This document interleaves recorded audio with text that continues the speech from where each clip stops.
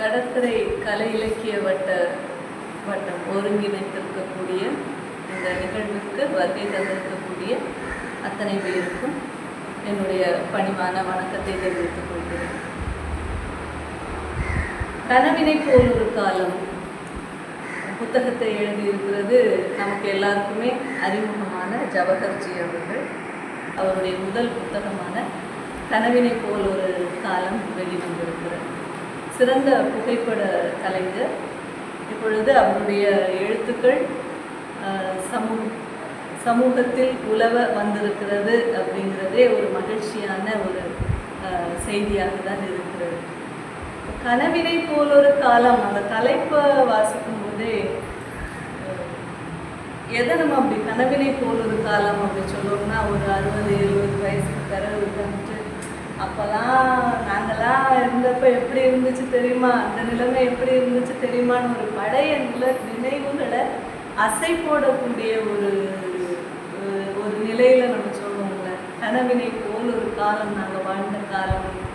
இந்த புத்தகத்தை வாசித்து முடிக்கும் பொழுது அப்படியான ஒரு வாழ்வை அவர் வாழ்ந்திருப்பதற்கு சாட்சியாக இந்த புத்தகத்தை எழுதியிருப்பதாக நான் பார்க்கிறேன். அதனால தான் அந்த தலைப்பை கூட கனவினை போல் ஒரு காலம் அப்படின்னு சொல்லி அவர் வச்சிருக்கிறாரோ அப்படிங்கிற ஒரு எண்ணமும் எனக்குள்ளே தோன்றியது. இந்த இதில் ஃபுல்லாக நம்ம பார்த்தாச்சுன்னா, அவர் ஒரு புகைப்பட கலைஞருங்கிறதுனால அவருடைய வாழ்வியலை, ஒரு புகைப்பட கலைஞரின் வாழ்வியல் அனுபவங்களை ஒரு 16 கட்டுரைகளாக அவர் தொகுத்து நமக்கு வழங்கி இருக்கிறார். ஒரு புகைப்பட கலைஞனுடைய வாழ்வியல், அவர் ஒரு புகைப்பட கலைஞர் எழுதுகிறார் அப்படின்னு பார்க்கும்போதே ஒரு 2 வகையான எழுத்துக்கள் தென்படும். ஒன்று, அவர்களுடைய புகைப்படத்தின் மூலமாக அவர்கள் பார்க்கின்ற உலகம். இன்னொன்று, புகைப்படத்தால் பார்க்க முடியாத ரகசிய உணர்வுகளின் வெளிப்பாடுகள். இந்த 2 தான் அவங்களுடைய எழுத்துக்களாக இருக்கும். நம்ம ஜவஹர்ஜி அண்ணனுடைய எழுத்துக்களை நம்ம வாசிக்கும் போதும் இந்த 2ஐயுமே அவர் கலந்து கொடுத்திருக்கிறத நம்மளால பார்க்க முடியுது. நல்ல 16 கட்டுரைகள் மூலமா வாசிக்கும் போது சிரிச்சுக்கிட்டே இருக்கலாம். சில கட்டுரைகள் எல்லாம் வாசிக்கும் போது சிரிப்பாகவும் சிந்திக்கவும் வைக்கிறது அவருடைய இந்த 16 கட்டுரைகள். சிரிப்பு அப்படின்னு சொல்லும் பொழுது இதில் பாத்ரூம் டூர் அப்படின்னு ஒரு கட்டுரை இருக்கிறது. Bathroom tour. இந்த புத்தகத்தை நான் வாசிக்கும் போது, நான் பஸ்ஸில் போகும்போது தான் வாசித்தேன். பஸ்ஸில் போகும்போது வாசிக்கும் போது நம்மளை சுற்றி எத்தனை பேர் நிற்பாங்க, அதை கூட மறந்துக்கிட்டு வாயை விட்டு சிரிச்ச ஒரு கட்டுரை பாத்ரூம் டூர். இந்த பாத்ரூம் டூரில் எதை பற்றி எழுதியிருக்கிறாங்கன்னா, பொதுவாக புகைப்பட கலைஞர்கள் போகும்போது அவங்களுக்கான தங்கக்கூடிய ஏற்பாடுகளெல்லாம் எப்படி செஞ்சுருப்பாங்கன்றது கேள்விக்குறிதான். இவங்களுக்கு முந்தின நாளே போயிடுவாங்க. ஒரு கல்யாண நாளும் முந்தின நாள் ரிசப்ஷனுக்கே போவாங்க, அங்கே தங்க வேண்டி வரும். அடுத்த நாள் அவங்களும் குளித்து தயாராகணும். இதற்கிடையில் அவர்களுடைய இயற்கை உபாதைகளை கழிக்கிறதுக்கான இடங்களும் இருக்கணும்ல. இப்படி ஒரு இடத்துல போய் இவர் மாட்டிக்கிட்டாருன்னா ஒரு இவங்களுக்கான முன்னுரிமையோ இல்லை, இவங்க வருவாங்க, இவங்களுக்கு நமக்கு எல்லா அரேஞ்ச்மெண்ட்ஸும் பக்காவாக ரெடி பண்ணி கொடுக்கணுங்கிற எந்த ஏற்பாடும் இல்லாத ஒரு இடத்துல இவங்க போய் தங்க வேண்டிய சூழல் ஆகுது. ஏதோ ஒரு ரூமை கொடுத்துட்டு இதில் தான் படுங்க அப்படின்னு சொல்லிடுறாங்க, படுத்துடுறாங்க. அடுத்த நாள் இயற்கை உபாதைகளை கழிக்கணுமே, என்ன செய்யறதுன்னு உடனே ஒரு ஆத்தங்கரைக்கு போங்க, அங்கே ஒரு மேடு மாதிரி ஒரு இடம் இருக்கும், அங்கே போயிடுங்க அப்படின்னோடனே இவங்களும் காலையில் எழுப்பின உடனே போகிறாங்க. போனால் அங்கே என்ன இருக்குன்னா, பன்னி ஃபுல்லாக பன்றிகள் இருக்கும் பொழுது இவங்களால என்ன செய்ய முடியாது, உட்கார்ந்து நீ போறியா நான் முதல்ல நீயா நானாங்கிற போட்டி, மனிதருக்கும் பன்றிகளுக்குமான ஒரு போட்டி. அந்த பன்றிகள்கிட்ட எப்படி விடுபட்டு தன்னுடைய இயற்கை உபாதைகளை கழிச்சிட்டு வந்தோம் அப்படிங்கிறத இதில் பதிவு பண்ணியிருப்பார்.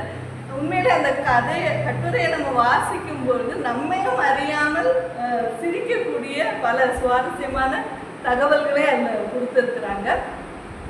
இது மாதிரி நிறைய இடங்கள்ல இவங்களுக்கு ஒரு இடத்துல இதே மாதிரி போய் தங்க போகிற இடத்துல ஒரு வீடு காமிக்கிறாங்க இந்த இன்னொரு கட்டுரையில்.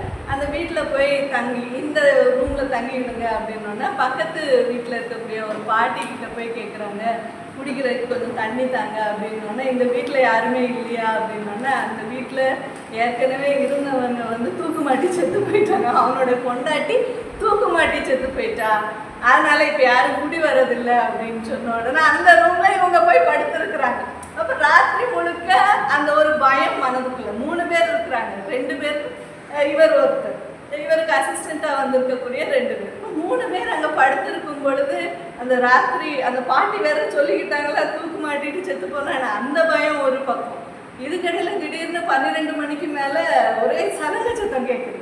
சலங்க சத்தம் கேட்ட உடனே இவருக்கு தூக்கமே வரல, முழிப்பு வந்துட்டு இங்கே மற்ற 2 பேரை பார்த்தா அவங்க 2 பேரும் பயத்தில் 2 பேரும் மாறி மாறி கட்டி பிடிச்சிட்டு அப்படின்னு தூங்கிட்டு இருக்கிறாங்க. இப்போ இவருக்கு இருந்தாலும் இவருக்குள்ள ஒரு எழுத்தாளன் இருக்கார் இல்லையா, அதனால இவர் என்ன செய்யறாருன்னா எதுக்கும் என்ன சத்தம், ஒருவேளை ஏதாவது மோகினி பேயா இல்லை வேற எதுவுமா பார்க்கலான்னு சொல்லி ஜன்னல் வழியாக போகும்போது அங்கே ஒரு 2-3 ஆட்டுக்கு கழுத்துல மணி கட்டி இருக்குது, அது அங்கே இங்கே அலையிற அந்த சத்தத்தை வச்சு இப்படி ஒரு பெரிய நாள் முழுக்க தூங்காமல் போகும்போது அடுத்த நாள் அந்த தூக்க கலக்கத்தையோட அவங்க போய் அந்த புகைப்பட தொழிலை பார்க்க வேண்டிய ஒரு கட்டாயம், ஒரு சூழல் இருக்கிறதெல்லாம் அவங்களுடைய இந்த கட்டுரைகளில் விவரிச்சிருப்பாங்க.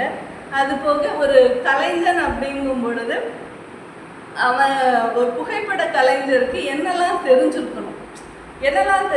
ஒரு திருமணத்துக்கு புகைப்படம் எடுக்க போகிறவனுக்கு என்னெல்லாம் தெரிஞ்சிருக்கணும். ஒரு சமுதாயத்தை, இப்போ நம்ம ஒரு சமுதாயத்தை சார்ந்திருக்கிறோம்னா அந்த சமுதாயத்தில் என்னென்ன சடங்குகள் சம்பிரதாயங்கள் இருக்குதுங்கிறது நமக்கு தெரியும் இல்லையா.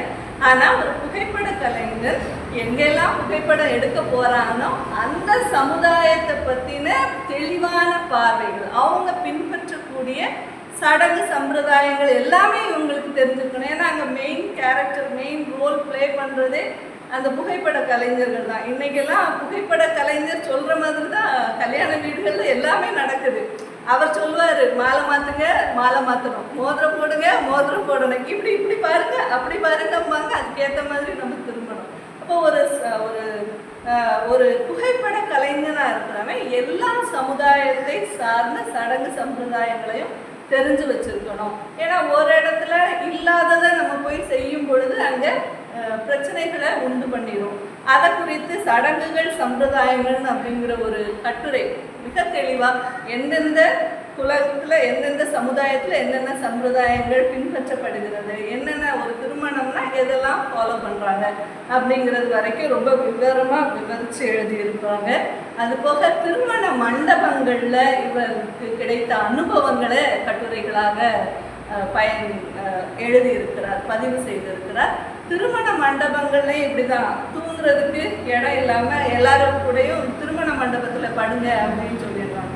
இப்போ இவங்களுக்கு பெரிய புகைப்படங்கள் எல்லாம் எடுக்கக்கூடிய கருவிகளை தனியாக வைக்கிறதுக்கான இல்லை. ராத்திரி முழுக்க அந்த கருவி ஐயோ அதுக்கு ஒன்று ஆயிடக்கூடாதுன்னு சொல்லி அந்த புகைப்பட கருவிகளை பத்திரப்படுத்துகிற சிந்தனையிலேயே அந்த நாள் பொழுது கழிகிறதும் கூட எல்லாருக்கூடையும் சேர்ந்து தூங்கும்போது அதில் ஏற்படக்கூடிய சிக்கல்களையும் பிரச்சனைகளையும் ரொம்ப அழகாக கொடுத்துருப்பாங்க.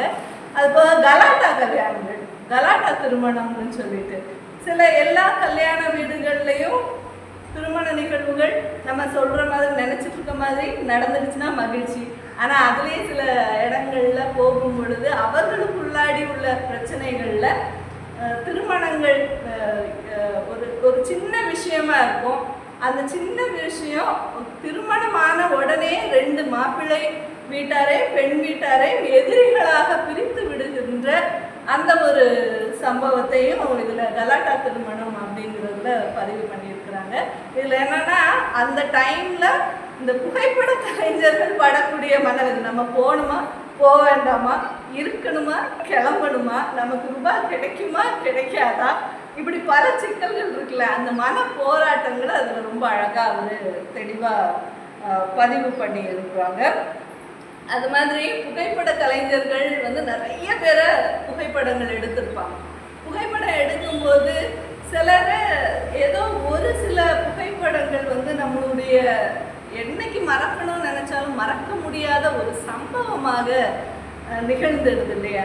அந்த மாதிரி ஒரு பதிவு தான் அவருடைய முதல் கட்டுரையாக வச்சிருப்பார். ஒரே ஒரு ஃபோட்டோ நாகர்கோயிலில் இருக்கக்கூடிய ஒரு சர்ச் வளாகத்தில் இருக்கக்கூடிய ஒரு கல்யாண மண்டபத்தில் வேலை பார்க்கக்கூடிய ஒரு மேலாளருக்கும் இவருக்குமான ஒரு நெருங்கிய ஒரு உறவின் வெளிப்பாடாக அதை எழுதியிருப்பாங்க. அதில் என்ன எழுதியிருப்பாங்கன்னா, அந்த மேலாளர் பார்க்கும்போதுலாம் என்ன ஒரு ஃபோட்டோ எடுக்கிறியான்னு கேட்குறாரு. ஏதோ ஒரு சூழலில் இவங்க என்ன செய்கிறாங்க, ஃபோட்டோ எடுக்காமல் மாறி அப்படியே விட்டுறாரு. 2 பேருக்கும் நல்ல ஒரு நெருங்கிய தோழர்கள் மாதிரியான ஒரு பழக்கம். எப்போ அடிக்கடி இவர் அந்த மண்டபத்துக்கு ஃபோட்டோ எடுக்க போகிறதுனால அப்போ எடுக்கும் போதெல்லாம் அப்படி கேட்டு கடைசியில் ஒரு நாள் இவர் என்ன பண்ணிடுறாரு, அவரை வந்து ஃபோட்டோ எடுத்து மேலாளரை ஒரு ஃபோட்டோ எடுத்துடுறாங்க. ஃபோட்டோ எடுத்துட்டு வந்துட்டு அதை ஃப்ரேம் போட்டு கொடுக்கணும்ல, அதுக்கு வந்து ரொம்ப டிலே ஆகிடும். ஒரு 3 மாதம் ஆகிடும். அப்போ அந்த 3 மாதம் கழித்து ஒரு நாள் இவருக்கு ஞாபகம் வந்து, ஐயோ அன்னைக்கே நம்ம ஃபோட்டோ எடுத்தது, இன்னும் நம்ம அதை ஃப்ரேம் பண்ணி அவருக்கு கொடுக்காம இருக்கோமே அப்படின்னு சொல்லி ஒரு நினைவு வந்த உடனே அவர் அதை எடுத்து ஒரு ஃப்ரேம் போட்டு அழகாக ரெடி பண்ணி அவருடைய வீட்டுக்கு கொண்டு போய் கொடுக்கும்போது தகவல் வருது, அவர் இறந்துட்டார். அவர் எடுத்த அந்த ஃபோட்டோவை பார்க்க கூட இல்லையேன்னு சொல்லும்போது அவருக்கு எடுத்த புகைப்பட கலைஞனுடைய மனம் தவிப்பு, அந்த உண்மையாக நம்ம செஞ்சுருக்கலாமோ தவறிட்டோமோ அப்படிங்கிற ஒரு குற்ற உணர்ச்சி, அதெல்லாம் ரொம்ப அழகாக அதில் பதிவு பண்ணியிருப்பார். அந்த கட்டுரையை நம்ம வாசிக்கும் பொழுது நமக்கும் அந்த தாக்கத்தை அது ஏற்படுத்துதுங்கிறது மறக்க முடியாத உண்மையாக இருக்கிறது. அது மட்டும் இல்லாமல் நிறைய அவருடைய அனுபவங்களோடு சேர்த்து இந்த சமுதாயத்திற்கும் சில விஷயங்களை அங்கங்கே சொல்லிட்டு போயிடுறாங்க. என்னன்னா, ஒரு திருமணத்தில் இவர் புகைப்படம் எடுத்துட்டு இருக்கிறாரு. புகைப்படம் எடுத்துட்டு இருக்கும்போது மாப்பிள்ளை இறக்குவாங்க இல்லையா, இறக்கும்போது எதிர்ப்புக்கு வரலாம். இப்போ இவர் இங்கே மும்முரமாக புகைப்பட கருவியை வச்சுட்டு ஆங்கிள் பார்த்துட்டு இருக்கும்போது திடீர்னு ஒரு அம்மா வந்து டப்புன்னு இடிச்சுட்டு இருக்கிறதுல கேமரா விழுந்து, யாருன்னு பார்த்தா பையனுடைய அம்மா எதுக்குன்னா எதிர்ப்புக்கு வந்திருக்காங்க. பையனுடைய வாழ்க்கையில் எதிர்ப்புக்கு வந்திருக்காங்க. சரி, அந்த நிகழ்வு அப்படி போகுது. ஒரு 6 மாதம் கழித்து அந்த திருமணமான பையனுடைய சகோதரரை திருப்பி இவர் சந்திக்கிறார். ஏன் சந்திக்கிறாங்கன்னா, அவர் தான் ஏற்கனவே இந்த கல்யாணத்துக்கு இவங்களை ஃபிக்ஸ் பண்ணார். திருப்பி சந்திக்கும் போது அவர் சொல்கிறாரு, நீங்கள் வந்து கல்யாணத்தில் வந்து ஃபோட்டோ எடுக்கணும்னா உனக்காப்பா கல்யாணம்னு சொல்லி கேட்கும்போது, இல்லை எங்கள் அண்ணனுக்கு தான் 2வது திருமணம். இப்போ 6 மாதத்தில் எதிர்ப்பு பார்த்து நடந்த கல்யாணம், எதிர்ப்பும் பார்க்குறாங்க. ஆனால் 6 மாதத்தில் அந்த கல்யாணம் 2வது கல்யாணத்துக்கு போகக்கூடிய அளவில் தான் இன்றைய புரிதல்கள் இருக்கிறது. இது யாருடைய பிரச்சனை அப்படிங்கிற ஒரு கேள்வியையும் இந்த சமூகத்தை பார்த்து அவருடைய கட்டுரைகளில் வைக்கிறாரு. இன்னொரு இடத்துலையும் அதே மாதிரி தான் நம்முடைய சமுதாயத்தில் நிலவக்கூடிய பிரச்சனைகளை 1-2 இடங்கள்ல அப்படியே அவர் தொட்டு செல்றாரு. ஏன்னா இன்னொரு இடத்துல கன்னியாகுமரி மாவட்டத்தில் ஒரு கிராமத்தில் கல்யாணத்துக்கு ஒரு புகைப்படம் எடுக்க போகக்கூடிய இடத்துல மகனினுடைய சகோதரிக்கு ஒற்றை மார்பு இல்லை. அப்போ அதில் ஒரு வரி சொல்றாரு, குமரி மாவட்டத்தில் எல்லா கிராமங்களிலும் இந்த நிலை, இப்படிப்பட்ட ஒரு பெண்ணை நாம் பார்க்கலாம். அதை வாசிக்கும் போது நிச்சயமா வாசகனுக்கு ஏன் அப்படிங்கிற கேள்வியை அந்த வரி கட்டாயமாக அது ஏற்படுத்தும்.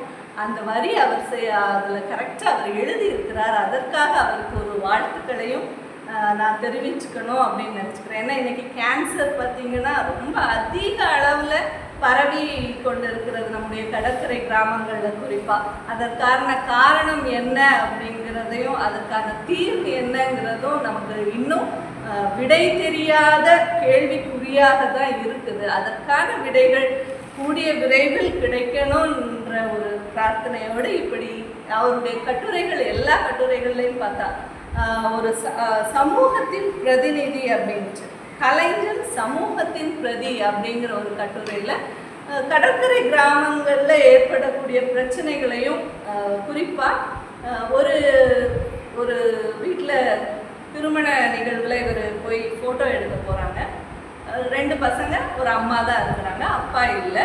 அப்பாவுடைய ஃபோட்டோ ஹாலில் பெருசாக மாட்டியிருக்கிறாங்க. இவர் வந்து புகைப்பட கலைஞர்லேயே கொஞ்சம் க்ரியேட்டிவிட்டி அவங்களுக்கு எப்போவுமே இருக்கும்ல. அப்போ ஃபோட்டோ எடுத்துகிட்டே இருக்கிறவங்க என்ன பண்ணுறாரு, அந்த அப்பாவினுடைய படத்தை பார்த்த உடனே கார் அலங்காரத்துக்கு பொக்கேஸ் வச்சுருப்பாங்கல்ல, ஃப்ளவர் பொக்கேஸ், அதை எடுத்து என்ன பண்ணுறாரு, அப்பாவினுடைய புகைப்படத்துக்கு பக்கத்தில் வச்சு ஃபோட்டோ எடுக்கிறாங்க. அவங்க ஃபோட்டோ எடுக்கிற அந்த நிமிஷம் அந்த குடும்பத்தினுடைய ஒட்டுமொத்த சூழலும் மாறுது.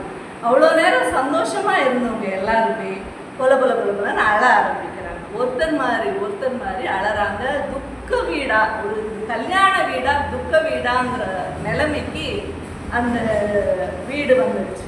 உடனே இந்த புகைப்பட கலைஞருக்கு ஒரு பதட்டம் வருது. நம்ம தான் ஏதோ தப்பு பண்ணிட்டோம் போல, என்ன தப்பு பண்ணோம்னு சொல்லிட்டு, இது உங்கள் அப்பா தானே, இறந்துட்டார் தானே அப்படின்னு கேட்கும்போது சொல்கிறாங்க, இல்லை, எங்கள் அப்பா காணாமல் போய் கடலில் மீன் பிடிக்க போனவர் கடலில் காணாமல் போய் 14 வருஷம் ஆகுது.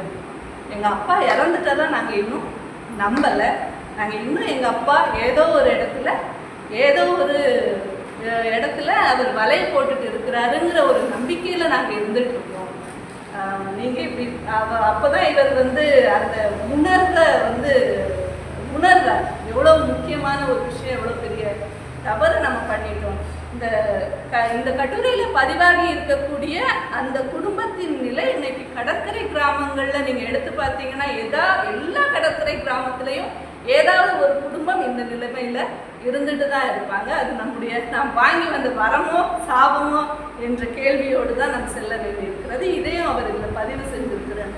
அது போக ஒக்கி புயலில் அவருடைய அனுபவத்தை இதில் பதிவு செஞ்சிருக்கிறாரு. அந்த ஒக்கி புயல் அனுபவத்தில் ஒரு நிறைமாத கர்ப்பிணி, கையில் ஒரு குழந்தை, நிறைமாத கர்ப்பிணி, அந்த கணவனுக்கு என்ன ஆச்சுன்னு தெரியல. அந்த வேதனையோட அவர் பிரசவத்துக்கு போயிட்டு அடுத்தது பிரசவம் முடிஞ்சு 2 குழந்தைகளோட நிர்கதியாக நிற்கக்கூடிய அந்த பெண்ணினுடைய வலியை அவர் பதிவு பண்ணுறாரு. பதிவு பண்ணிட்டு சொல்கிறாரு, ஏதாவது ஒரு வகையில் இந்த பெண்ணுக்கு ஒரு உதவி கிடைத்தால் அது வந்து என்னுடைய எழுத்தினுடைய வலிமையாக இருக்குங்கிற மாதிரியான ஒரு பதிவே இந்த கட்டுரைகளில் நம்மளால் பார்க்க முடியுது.